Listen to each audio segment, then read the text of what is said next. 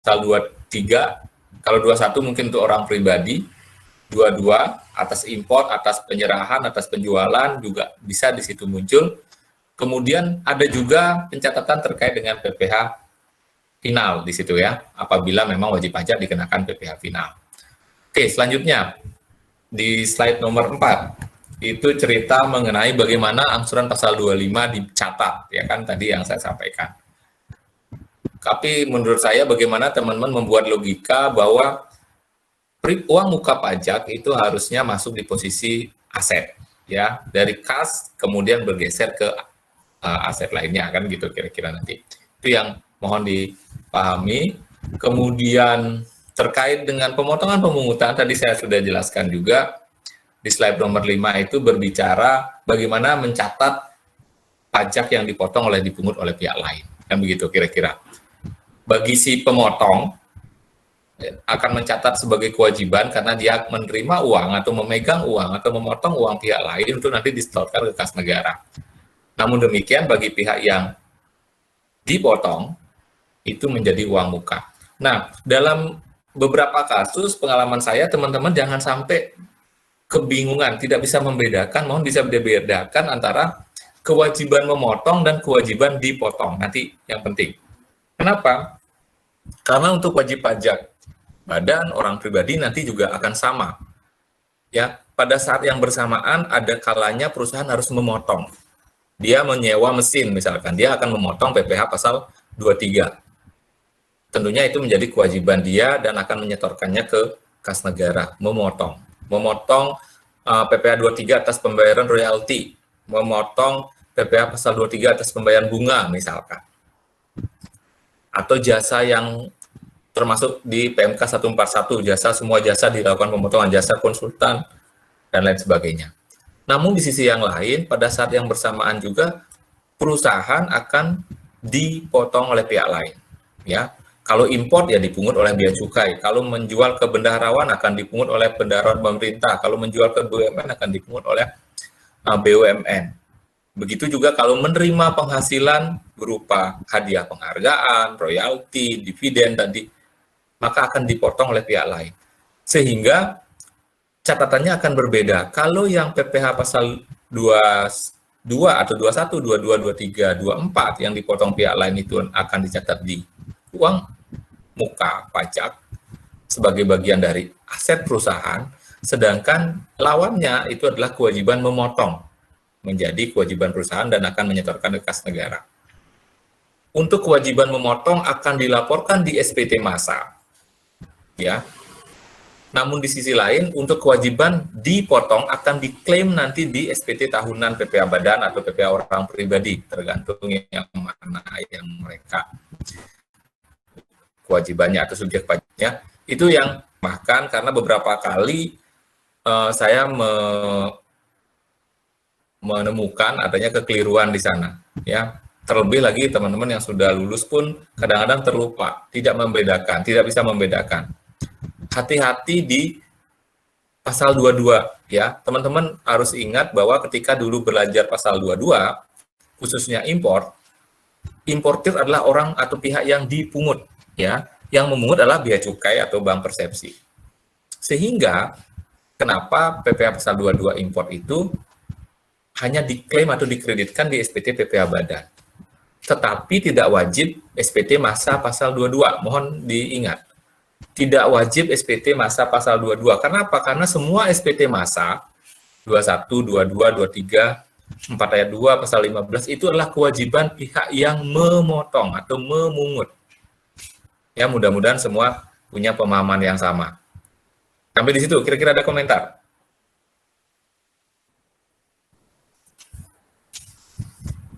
Tidak ada? Oke, lanjut ke berikutnya. Kita cepat saja. Ini kewajiban pemotongan, ya, PPh non final. Ini yang tadi saya jelaskan, yang final juga sama bagi pihak yang memotong itu adalah kewajiban, bagi pihak yang dipotong itulah prepaid. Oke, lanjut. Nah, ini contoh pemotongan PPh pasal 21. Berarti apa? Berarti ketika perusahaan atau pemotong atau pihak yang ditunjuk sebagai pemotong PPh pasal 21, maka akan ada kewajiban untuk mencatat ketika PPh 21-nya sudah terhutang. Ya. Kapan pasal 21 terhutang, teman-teman sudah dibahas di materi PPh pemotongan pemungutan.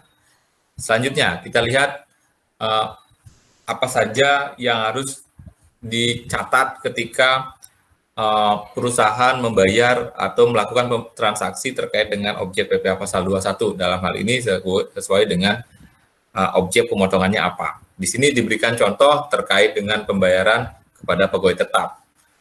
Tentunya seperti konsepnya PPh pasal 21 pada umumnya itu adalah berhubungan dengan kegiatan atau pembayaran kepada orang pribadi sehubungan dengan pekerjaan.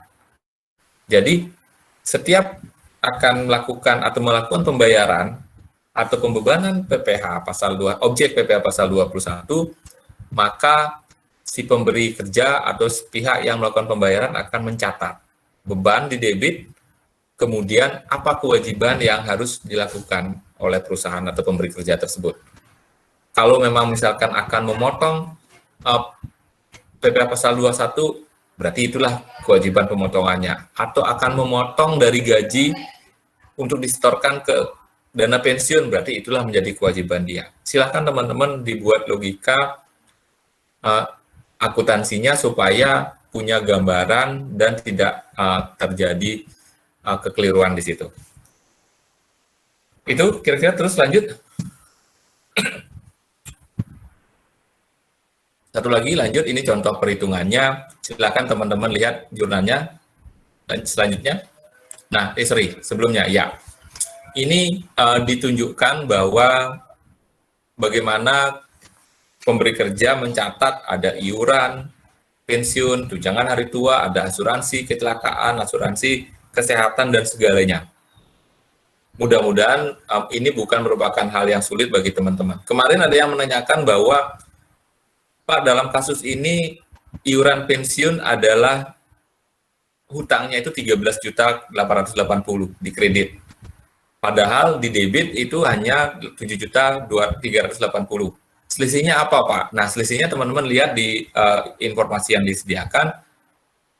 Selisihnya itu kenapa ada selisih kurang lebih 6 juta? Karena memang ada iuran pensiun yang ditanggung oleh pegawai. Tentunya di bagian biaya gaji, haknya si pegawai nanti ada sebagian yang dipotong dari pegawai untuk disetorkan ke dana pensiun. Itu kenapa jumlah hutang iuran pensiun di kredit lebih besar daripada beban yang di debit.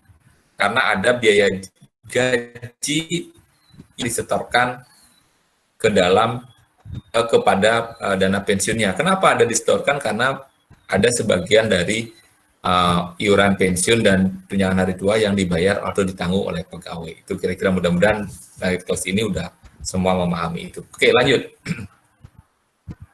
Pasal 22. Nah, pasal 22 mungkin sedikit berbeda seperti yang teman-teman sudah dibahas di PPh Putput. Kenapa berbeda? Karena pasal 22 tadi ada dua sisi. Ya, ada yang muncul kewajibannya dalam melakukan penjualan, ya. Di satu sisi ada juga yang muncul kewajibannya ketika melakukan pembelian, ya. Nah, itu tentunya teman-teman pasti bisa membedakan. Contohnya kalau pada saat pembelian oleh BUMN, ya kan, maka melekat kewajiban untuk memungut di BUMN. Nah, di sini BUMN akan mencatat kewajiban dia, hutang dia. Karena apa? Karena dia memungut dari lawan transaksinya untuk disetorkan ke kas negara. Tentunya lawan transaksinya akan mencatat PPh pasal 22 yang dipungut. Kemudian terkait import, yang kewajiban memungut adalah bea cukai, berarti bea cukai atau bank persepsi akan mencatat pemungutan pasal 22-nya. Terkait penjualan hasil produksi bagi industri semen, besi, kertas, baja, dan seterusnya, itu juga demikian. Jadi pada saat mencatat, itu akan menentukan kapan kewajiban pasal 22 itu muncul. Silakan teman-teman nanti identifikasi, ini saya harus mencatat pada saat saya menjual produk, ya, atau pada saat saya membeli, ya. Di sini di poin B dan E itu pada saat membeli, ya kan? Sedangkan di poin C dan poin delta itu pada saat menjual. Jadi mohon dibedakan. Jadi ini kewajiban untuk melakukan pemotongan atau pemungutan. Ini wajib dilaporkan di SPT masa pasal 22. Sedangkan pihak yang dipotong atau dipungut, dia harus mengklaim di SPT tahunan, baik itu PPh orang pribadi maupun PPh badan. Karena apa? Karena itu merupakan uang muka. Kecuali nanti itu bersifat final, tentunya harus dipisahkan lagi. Seperti BBM, tentunya ada lagi pihak yang dipotong atau dipungut, itu tentunya akan mengklaim sebagai pembayaran PPh dia, karena ada sebagian yang dikenakan final untuk yang sebagai penyalur, dan non penyalur nanti tidak final, ya, dan seterusnya. Silakan teman-teman dibaca kembali kewajiban PPh pasal 22. Di sini diberikan contohnya terkait dengan impor, ya. Terkait dengan impor sudah diberikan contohnya. Dalam hal ini dia membeli barang dari luar negeri, tapi di satu sisi, silahkan slide selanjutnya, di satu sisi dia mencatat sebagai uang muka. Nah, ini yang membedakan. Kenapa uang muka pada saat melakukan impor? Karena memang dia dipungut. Mohon hati-hati. Berbeda dengan transaksi pembelian bahan-bahan oleh, sebenarnya di sini terlewat, ya bisa jadi sih. Sorry, slide sebelumnya. Untuk yang poin E itu tidak lagi, teman-teman sudah pelajari, tidak lagi barang bahan-bahan tidak harus dari pedagang pengumpul kan untuk industri tertentu, eksportir dan industri tertentu. Dia hanya limitnya harus 20 juta kan begitu. Mohon dicek kembali. Ya, mungkin ini terlewat. Sebelumnya memang pedagang pengumpul, tapi setelah itu sudah dirubah. Ya, jadi poin E nanti mohon diperbaiki atau dikasih catatan ya teman-teman semuanya. Tidak hanya pedagang pengumpul, seperti yang teman-teman juga saya yakin ketika dibahas pasal 22 dipahami. Itu saja. Ini karena ini contohnya pasal 22, contohnya pasal 22 import, saya harus wanti-wanti, ini kasusnya adalah dia yang dipungut, ya. Kenapa? Karena yang memungut adalah bea cukai. Tentunya kalau selain itu, kalau dia memungut misalkan penjualan industri tadi, dalam bidang industri semen, kertas, itu tentunya pasal 22-nya akan menjadi hutang, benar nggak? Ya, akan menjadi hutang dia. Nanti mohon di contoh saya nanti juga mudah-mudahan ada, mohon hati-hati di situ.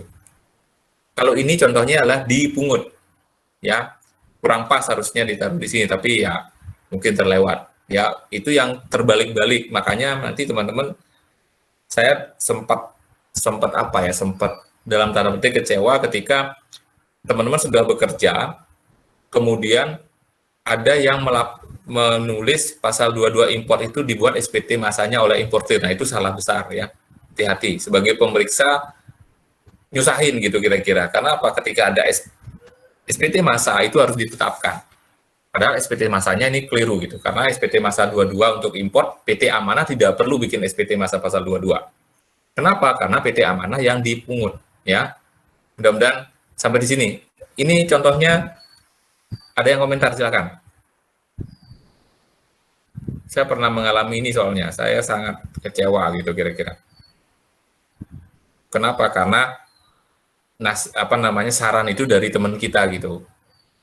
Wajib pajak PT Amanah impor, datang ke kantor pajak diminta untuk membuat SPT masa pasal 22 gitu kira-kira, kan nggak pas.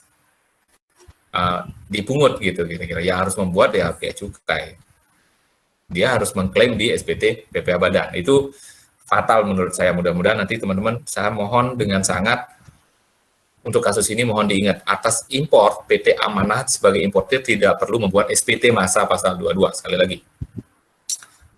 Oke, berikutnya silakan kalau ada komentar langsung saja, Kak. Tidak, pasal 23 selanjutnya. Pasal 23 juga sama, teman-teman sudah belajar apa saja yang menjadi objek PPh pasal 23. Ya.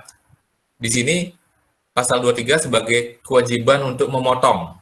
Ya, mohon dibedakan, kewajiban untuk memotong. Berarti bagaimana perusahaan mencatat ketika dia memotong memotong PPh pasal 23. Silakan dilihat contoh jurnalnya berikutnya.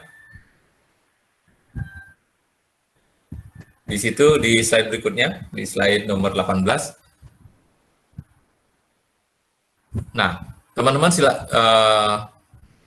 baik, satu lagi itu karya. Di sini teman-teman bisa lihat bahwa kewajiban PPh pasal 23 itu akan dicatat di kredit, ya, bagi pihak yang melakukan pemotongan, ya, tentunya yang di atas PT-5 yang memotong dia menjadi kewajiban. Kenapa? Nanti uangnya akan disetorkan ke kas negara. Ya, itu yang mohon diingat. Di satu sisi, dia juga akan memperoleh PPN masukan. Kenapa? Karena si pemberi jasa akan menerbitkan faktur pajak. Di sini PT Apel Teknik akan menerbitkan faktur pajak. Jadi ini yang dicatat terkait transaksi pembayaran jasa perbaikan mesin, misalkan begitu. Ini yang paling mudah, teman-teman, nanti mohon diingat. Ya, pihak yang memanfaatkan jasa akan memotong. Jadi pihak yang membayar akan memotong pasal 23. Berarti si PT Apel Teknik akan dipotong ke pasal 23. Itu yang tadi saya sampaikan. Pihak yang menyerahkan jasa, PT Apel Teknik, karena menyerahkan jasa, dia kalau PKP dia wajib menerbitkan faktur pajak keluaran. Ya, sehingga dia akan memungut PPN di situ. Itu kenapa dia menjadi kewajiban dia. Pajak keluarannya di kredit. Di satu sisi, PT-5 pihak yang dipungut PPN. Dan, ya kan? Itu sih di debit di aktiva gitu kira-kira. Ini saya mohon dengan sangat, ini semua harus harus benar-benar clear. Kalau masih ada yang ragu silahkan dicoba. Kenapa sih jurnalnya seperti ini? Karena ini akan menjadi dasar teman-teman untuk melakukan pengawasan secara secara formal lah, ya. Kenapa saya sampaikan secara formal? Karena memang ini akan disajikan di dalam laporan keuangan si wajib pajak. Oke, lanjut. Itu pasal 23. Pasal 26 berikutnya kurang lebih sama.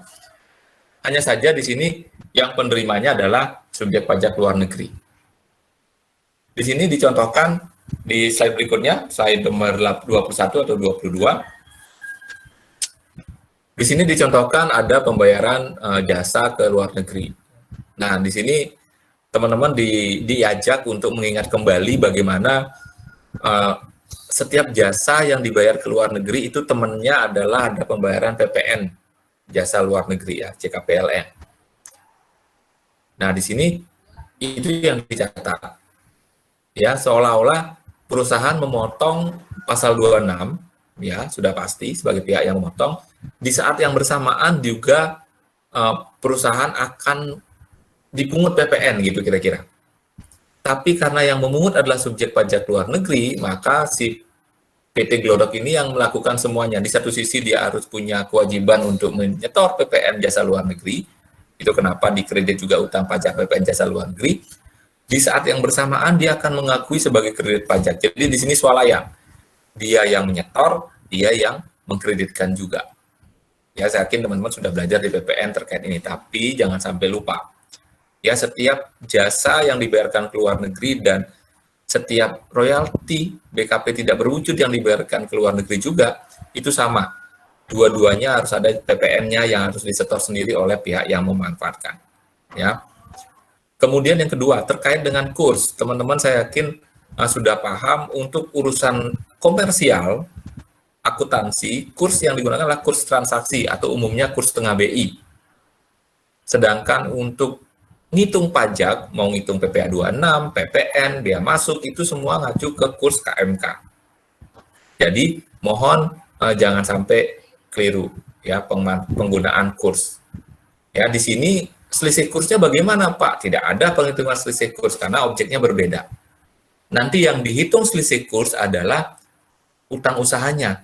Ketika si PT Glodok mencatat utang usaha 370, berarti dia menggunakan kurs tengah BI 9.200. Ya. Ketika mencatat biaya dengan kurs 9.200. Ya, hutangnya 370 pasti menggunakan kurs juga 9.200.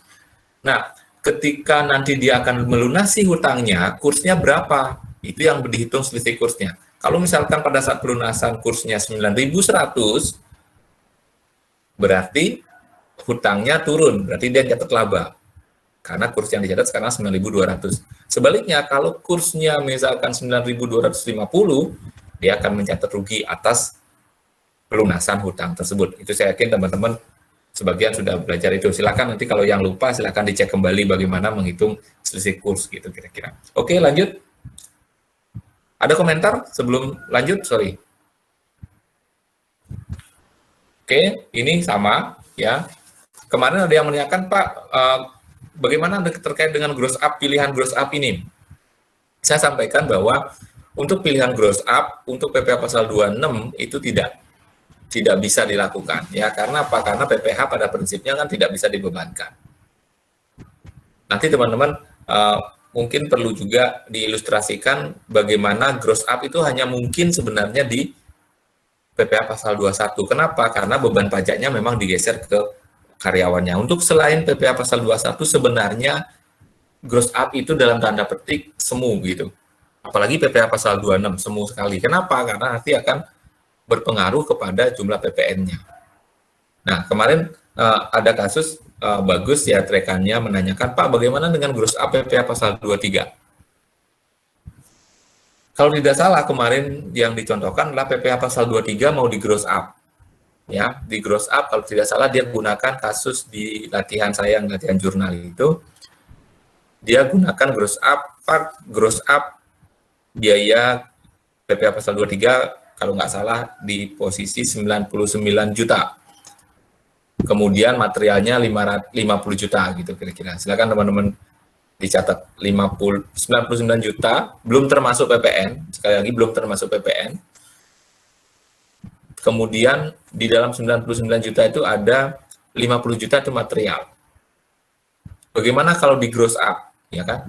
Saya sampaikan kalau di gross up maka sebenarnya di bagian jasanya kan berarti 49 juta. Itu adalah 98%-nya dari nilai transaksi saya sampaikan. Sehingga teman-teman harus 49 juta itu harus dibagi 98. Itu kalau tidak salah ketemu angka 50 juta. Nah, kalau misalkan si perusahaan mencatat biaya 99 juta, kemudian PPN-nya 9,9 juta, maka dia tanggung pasal 23-nya, ini terkait dengan pembayaran jasa kalau nggak salah, maka dengan mudah kita akan mengkoreksi karena terlihat dia menanggung PPh pasal 23-nya. Kita koreksi saja PPh pasal 23 yang terutang. Namun demikian, kalau memang dua perusahaan tersebut bekerja sama, dia akan catat biayanya adalah 100 juta di debit atau dipisahkan biaya servisnya 50 juta, biaya materialnya 50 juta debit, kemudian pajak masukannya 10 juta itu di debit, pada kredit kalau tidak salah hutangnya dia itu berapa ya? Hutangnya dia berarti 100 juta ditambah PPN 110 juta. Ya. Kemudian benar nggak? Nanti tolong dicek. Hutangnya 110 juta, kemudian ada hutang PPh pasal 23 2% dari 50 juta. Kurang lebih 100 ribu ya kalau tidak salah. 2% dari 50 juta. Nanti yang dia harus catat. Sehingga tidak terlihat akan tersamar bahwa sebenarnya beban dia hanya 99 juta. Itu karena apa? Karena dia di gross up semua. Harus diganti semua, faktur pajaknya diganti. Tidak boleh dia menyebutkan di faktur pajak hanya 99 juta, itu keliru. Ya. Mohon nanti teman-teman coba dibuat atau ditulis saja. Dia tulis beban awalnya itu 99 juta, beban reparasinya termasuk material 50 juta. Ya, sekali lagi, kemudian bandingkan dengan bebannya 100 juta, juta. Ya, bagaimana aspek PPN dan pemotongan pasal 23. Silakan nanti teman-teman bandingkan itu supaya melihat perbedaannya. Gross up dan tidak gitu. Nah, untuk ini poin 2, gross up itu sekali lagi saya baca di bukunya Pak Gunadi tidak boleh dilakukan itu. Kenapa? Karena tadi menyangkut pihak luar negeri, tidak boleh. Harus dikoreksi fiskal kalau dia melakukan gross up terkait PPh pasal 23. 26. Itu kira-kira terkait 26 ada komentar silakan. Pak, yang nggak boleh gross up itu apa hanya 26 saja, Pak? Ya, sebenarnya 23 tidak boleh, tapi karena dia memungkinkan dia untuk dalam tanda petik merubah faktur pajak keluaran, pajak masukannya, berarti faktur pajak keluaran bagi si pihak penjual. Kalau dia tidak rubah tidak bisa, akan ketahuan tadi yang saya sampaikan. Jadi, ya itu, karena kalau pasal 26 dirubah begitu ya agak sulit kan, karena dia harus membayar PPN-nya juga. Nanti nggak cocok dengan buktinya. Nah, invoice-nya juga harus diganti. Jadi sebenarnya bahasa sederhananya pasal 23 dan 26 itu tidak bisa di-gross up sebenarnya. Tapi di dalam prakteknya untuk pasal 23 semuanya bekerja sama gitu kira-kira, baik penjual maupun pihak pengguna jasanya. Sehingga faktur pajaknya diganti, invoice-nya juga diganti. Seolah-olah memang transaksinya tadi 100 juta. Silakan aja teman-teman tulis 100 juta, material 50 juta. Output-nya berapa, PPN-nya berapa. Bandingkan dengan biayanya 99 juta, materialnya 50 juta. Di soal saya seperti itu. Tapi si pihak yang menyerahkan jasa minta uangnya net 99 juta gitu kira-kira kasusnya. Bagaimana menghitung? Itu hanya untuk membedakan bagaimana orang meng-gross up kalau dia tidak rubah dokumennya itu kita sebagai petugas pajak dengan mudah kita bisa mengkoreksi. Oh, ini dia bebankan PPh pasal 9-nya out gitu kira-kira. Itu yang mau saya sampaikan. Silakan ada komentar.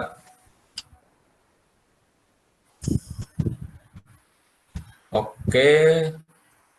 Saya terus lanjut di pasal 26 lanjut, terus kemudian saya mau masuk ke pasal 2 berapa nih sekarang? Setelah 26, pasal 24. Pasal 24 ini terkait dengan pembayaran pajak di luar negeri. Nah, kemarin ada yang menanyakan, Pak, ini terkait jurnal ini seperti apa gitu kira-kira. Saya tidak bisa menjelaskan lebih detail angka-angkanya dari mana. Tapi prinsipnya adalah pajak yang dibayar di luar negeri itulah ya uang muka pajak yang akan bisa diperhitungkan di Indonesia.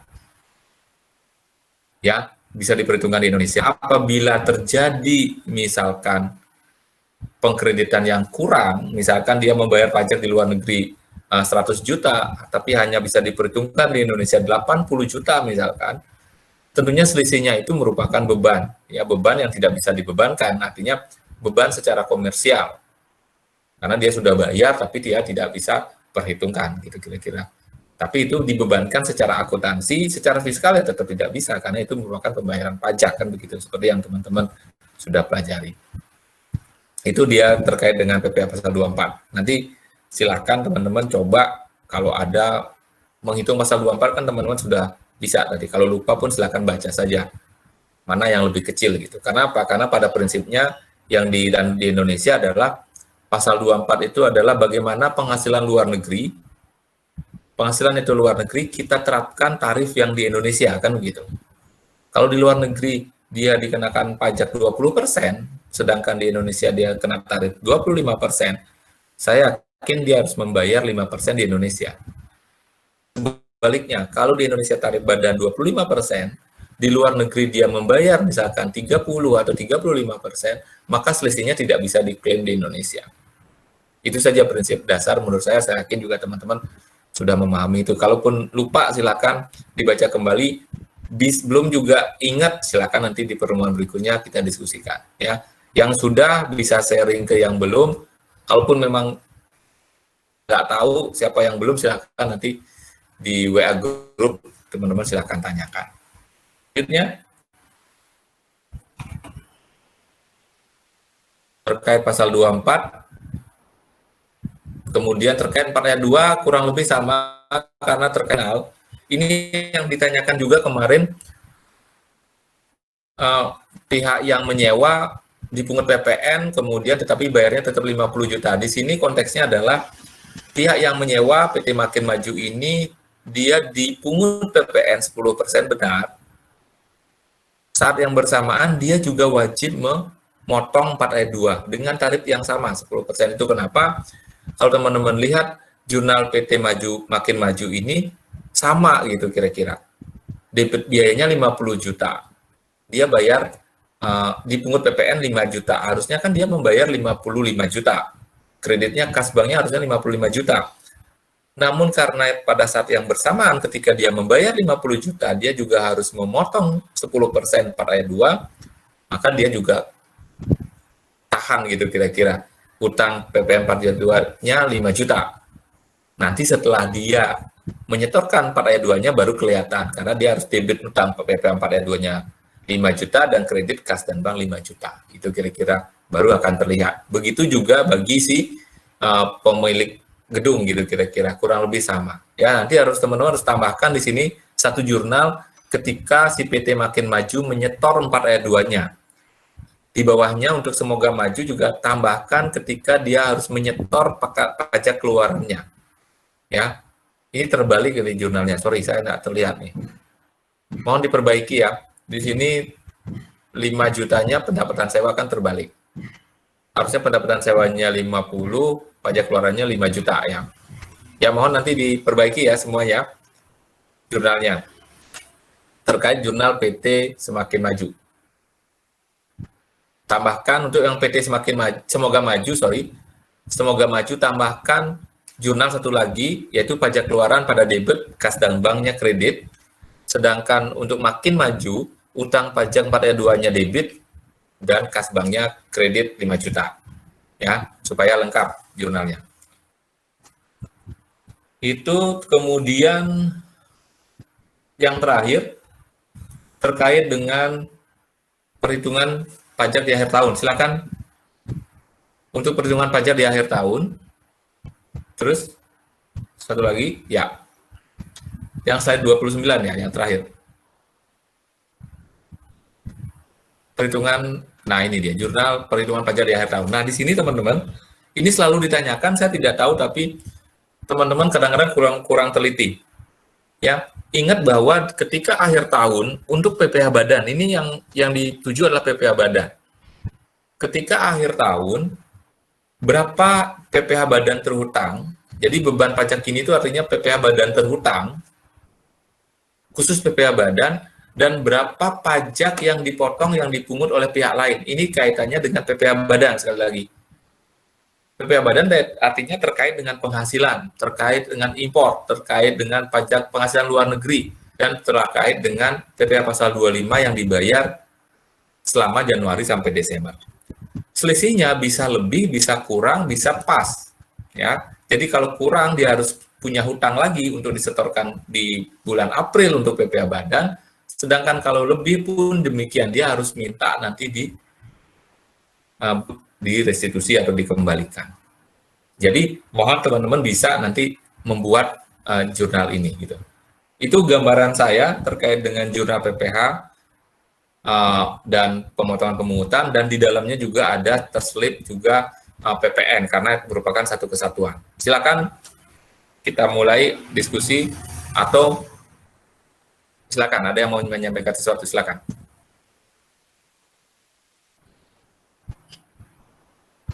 Silakan, sudah clear semua?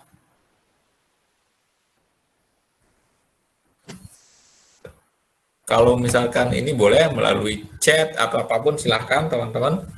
Mudah-mudahan jelas gitu kira-kira apa yang saya sampaikan, dan mohon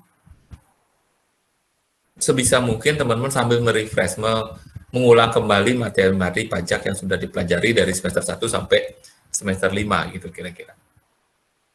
Saya berharap untuk jurnal, saya berharap karena ini paling sederhana, semua saling share lah. Oke, di mana bingung kalau misalkan di PJJ tidak atau merasa terburu-buru, silahkan tanya ke rekan yang lainnya.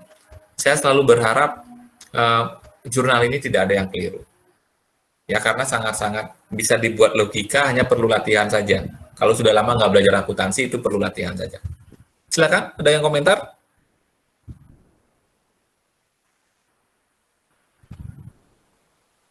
Walaupun misalkan sudah jelas, oke. Silakan teman-teman nanti coba di latihannya, dicoba, kemudian step berikutnya adalah saya juga ingin sampaikan sebelum lupa, untuk pertemuan berikutnya kita masih ada 2 pertemuan itu, teman-teman dibaca kembali terkait PPH, rekonsiliasi fiskal dibaca kembali. Jadi sampai dengan UTS itu adalah sampai rekonsiliasi fiskal. Dan saya yakin kalau hanya mengandalkan di kelas, mungkin materi apa yang saya sampaikan, saya tidak tahu apakah cukup atau tidak. Teman-teman harus baca kembali lah. Masih megang nggak? Masih punya soft copy atau hard copy buku, teman-teman? Untuk PPH, PPN, put-put? Masih nggak? Udah ada, Pak. Ya, yang lain? Yang lain masih?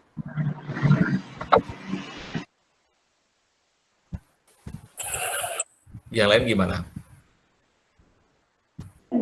Tidak ada, Pak. Kenapa? Tidak. Tertinggal di Bintaro. Nah, ini yang kalau memang nanti saya coba, ini memang kendala kita ya, saya coba nanti, saya kebetulan ada materi soft copy, saya izin dulu, nanti mungkin nggak saya share, atau teman adik-adik kelasnya boleh juga ditanya. Tapi teman-teman, walaupun saya yakin juga materi dari manapun bisa, tapi tanpa ada pedoman, tanpa ada bacaan yang teman-teman harus siapkan, itu saya kok, kalau saya pribadi ya, kadang-kadang bingung gitu kira-kira. Kalaupun hanya 1 step, 2 step, itu teman-teman harus ada lah ya. Sekarang baik itu Pak, kemarin misalkan dari akuntansi pajak, misalkan dari modul diklat, monggo apapun sumbernya, makanya saya selalu sampaikan, apapun sumbernya. Tentunya saya juga paham sekali, teman-teman tidak semua, syukur-syukur semua punya akses internet yang unlimited ya, syukur-syukur ya. Itu kenapa saya kadang-kadang memilih untuk ya cukup dengan WA group saja, supaya apa? Supaya terrecord, jadi teman-teman juga bisa, apa sih yang tadi gitu, kira-kira dari situ clue-nya yang nanti yang harus kita baca kembali gitu kira-kira. Namun demikian, kalau ada juga yang lebih nyaman dengan diskusi langsung, ya monggo saja gitu.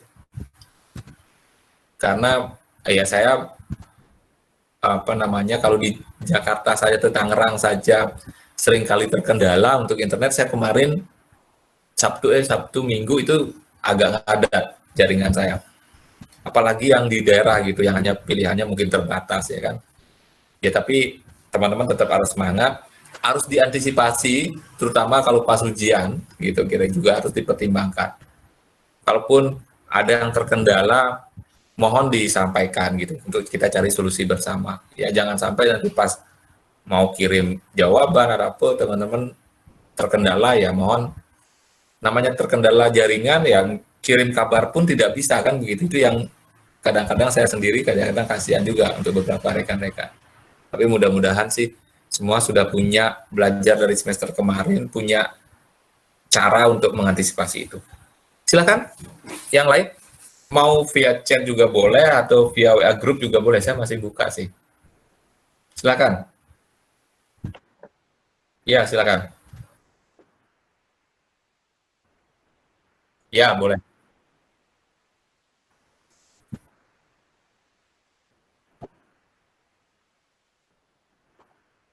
Ya.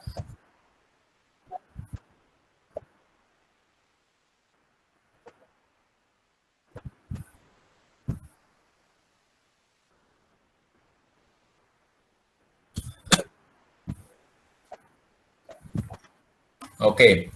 Jadi terkait dengan 17 April ya, terkait penjualan ya kepada pusdikat pajak. Nah, teman-teman kalau tidak salah kemarin saya lupa ya, saya buat jurnal seperti ini. Ketika mengirim tagihan, Ya, sekali lagi, mengirim tagihan kepada bendaharawan itu PKP sudah harus membuat faktur pajak. Ya. Sehingga jurnalnya adalah piutang, ya. Kemudian penjualan pada hutang pajak keluaran, gitu kira-kira, itu yang pertama. Seri pertama.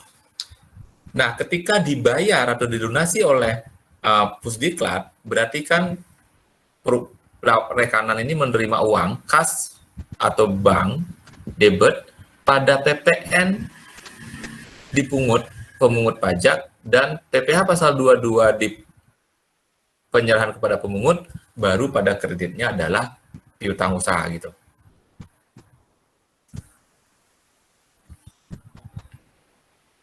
Jadi ya, mudah-mudahan semua bisa memahami ya. Kalau yang kemarin mungkin di jurnal atau yang kemarin di chat saya, sekaligus ya jurnal. Jadi ada kas dan bank, kemudian pasal 22 bendaharawan, yang dipungut bendaharawan, kemudian PPN dipungut penyerahan atas pemungut, pada kreditnya penjualan dan hutang PPN pada pemungut, kan gitu kira-kira. Nah, kalau di sini dipisahkan ya boleh tadi. Jadi pada saat dia mencatat, memang kadang-kadang masing-masing ada yang ingin sekaligus, ada yang ingin bertahap. Seperti ini mungkin latihannya dipisahkan. Jadi ketika dia mengirim tagihan ke Pusdiklat Pajak, dia sudah catat tentunya piutang gitu kira-kira, piutang usaha, kemudian kreditnya adalah penjualan dan dia menerbitkan faktur PK gitu kira, itu aja yang dicatat. Sehingga kalau misalkan di sini penjualannya adalah berapa penjualannya ini 60 juta, piutangnya dia itu adalah 60 juta ditambah 10%, 66 juta. Penjualannya adalah 60 juta dan pajak keluarannya dikredit 6 juta. Pada saat dia menerima uang harusnya kan 66 juta. Nah, piutangnya berkurang dikredit 66 juta, tapi debitnya ada pasal 22 bendaharawan 1,5% dari 60 juta, ada PPN yang dipungut 6 juta, baru sisanya kas dan bank. Itu kira-kira, mudah-mudahan jelas ya. Oke, yang lain?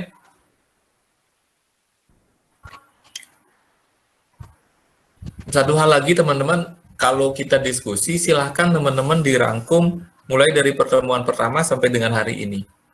Ya tidak harus materi hari ini saja, gitu kira-kira. Kan selalu saya sampaikan di chat, kalaupun ada hal yang saya kurang jelas atau saya belum bahas, mungkin terlewat, silakan ditanyakan di pertemuan-pertemuan berikutnya. Itu maksud saya. Jadi tidak hanya pertemuan kelima ya sudah pertemuan kelima saja, tidak itu saja. Nah, harapan saya teman-teman setelah kelas mereview sekali lagi, sehingga dengan demikian harapan saya teman-teman nanti bisa mengingat materi-materi ketika pas evaluasi. Silakan. Ada komentar?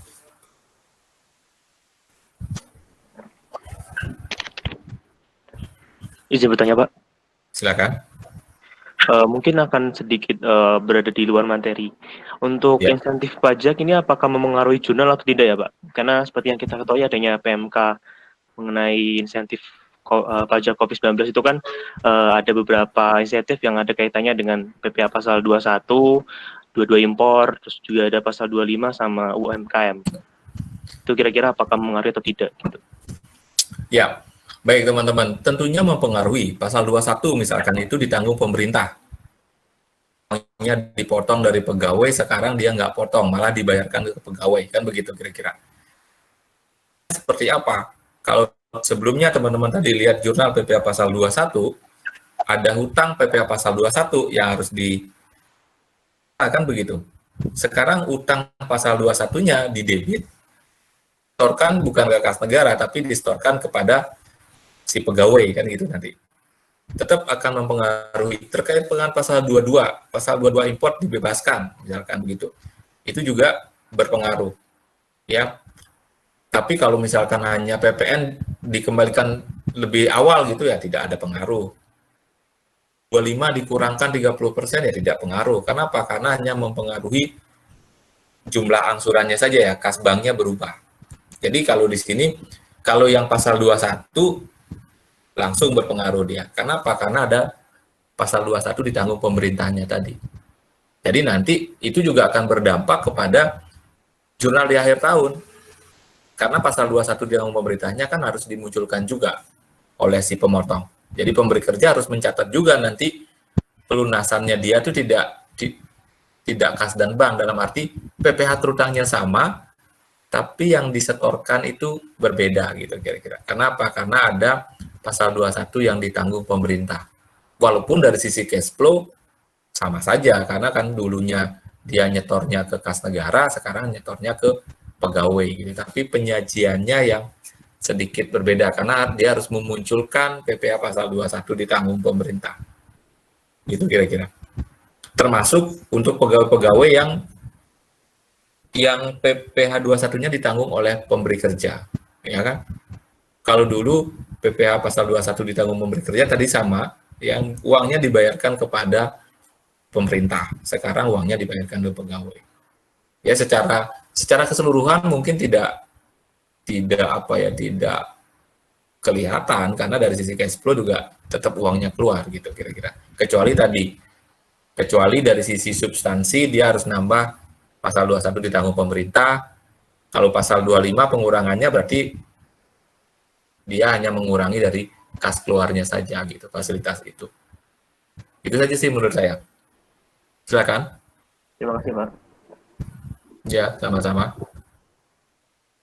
Ada yang mau ada rencana menulis itu di KTTN-nya, silakan, ya kan? Karena teman-teman juga sekarang masih pajak, mudah-mudahan teman-teman merefresh kembali materi-materi pajak yang sebelumnya, sehingga ada ide untuk menulis nanti di KTTA. Menurut saya sih begitu. Jadi sekaligus teman-teman mencari ide. Ya, silakan dibuka-buka tulisan-tulisan yang ada gitu kira-kira. Apa yang teman-teman tertarik. Nah, kalau misalkan semua referensinya ketinggalan di sini, di kampus, ya teman-teman harus mengatur strategi gitu kira-kira. Saya yakin banyak sekali kok tulisan-tulisan yang memang bisa memberikan tambahan pengetahuan terkait pajak. Silakan. Ada yang lain?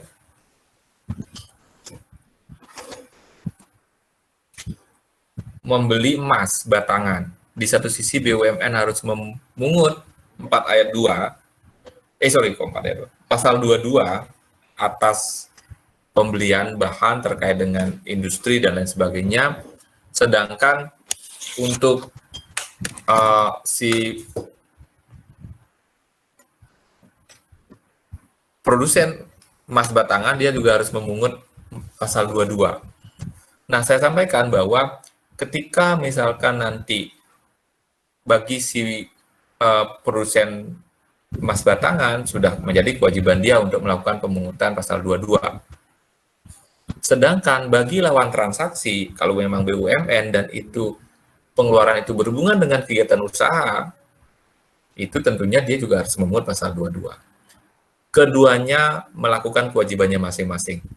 Ya, BUMN itu memungut pasal 22 1,5% terkait dengan tadi, sedangkan Antam juga memungut berapa ya, 0,45 terkait dengan penjualan emas batangannya. Nah itu atau berapa tarifnya? Saya lupa, nanti cek kembali ya, 0,45 atau 25 atas penjualan emas batangannya. Itu semuanya berjalan. Kenapa? Karena pertanggungjawabannya sendiri-sendiri nanti.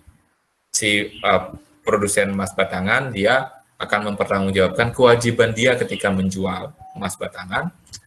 Di satu sisi bendahara BUMN atau bendaharaan pemerintah akan melakukan kewajibannya untuk memotong atau memungut pasal 22 sesuai dengan tadi ketika dia membeli sesuatu yang berhubungan dengan kegiatan usahanya. Nah, ini yang nanti masing-masing transaksi itu harus dilihat dua sisi. Ya, dua sisi ini yang nanti memudahkan bagi pencatatan ya. Tidak bisa nanti dilakukan berbarengan, itu membingungkan, kalau saya pribadi membingungkan. Seperti contohnya tadi pembelian impor, berarti teman-teman harus memilah-milah, harus dibuat satu sisi importir, di satu sisi ada bea cukai. Ya, si importir pihak yang dipungut, apa yang dicatat? Oh, dia nih prepaid, uang muka. Sedangkan nanti bagi si bea cukai sebagai pihak yang memungut, apa yang dia catat? Nah, itu mungkin memudahkan nanti ketika teman-teman akan menguraikan. Itu terkait dengan 4 ayat 2. Silakan ada yang bersedia share nggak di WA Group saja terkait dengan jurnal-jurnal yang latihan jurnal yang sudah ada. Silakan satu-satu boleh, sekaligus juga boleh. Silakan.